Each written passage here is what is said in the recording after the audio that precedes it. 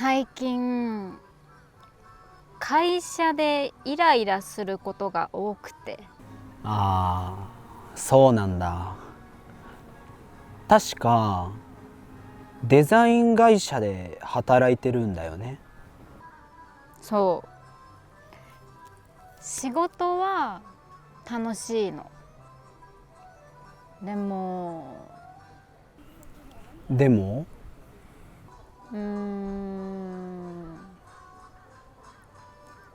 会社の雰囲気っていうのかな。社長も部長もすごくいい人なんだけど、なんかゆるいんだよね。ずっと飲み会ばっかりしてる気がする。そうなんだ。でも少し羨ましいな。羨ましい？俺の会社みんな真面目な人ばっかりだよ。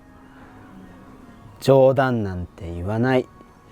仕事にもすっごく厳しいし、ちょっとのミスで怒られてばっかり。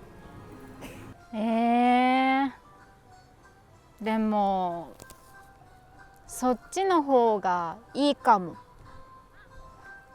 私バリバリ働きたい。じゃあ会社交換する？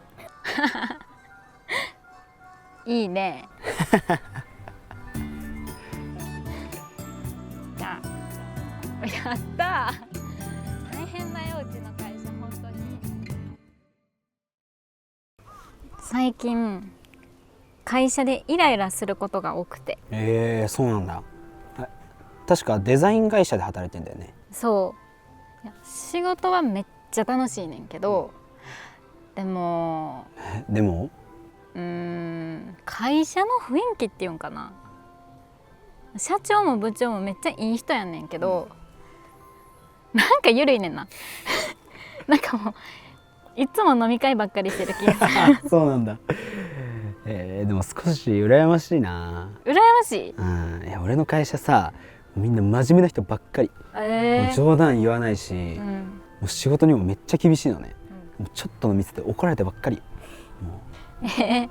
いやでもそっちの方がいいかも。私バリバリ働きたいもん。じゃあ会社交代する？いいね。本当？マジ厳しいよ。いや、やばいようちの会社。そっちの？まあなんか動物園みたいな。動物園そんなに？それちょっと悪く言い過ぎたかもしれない。すいませんでした。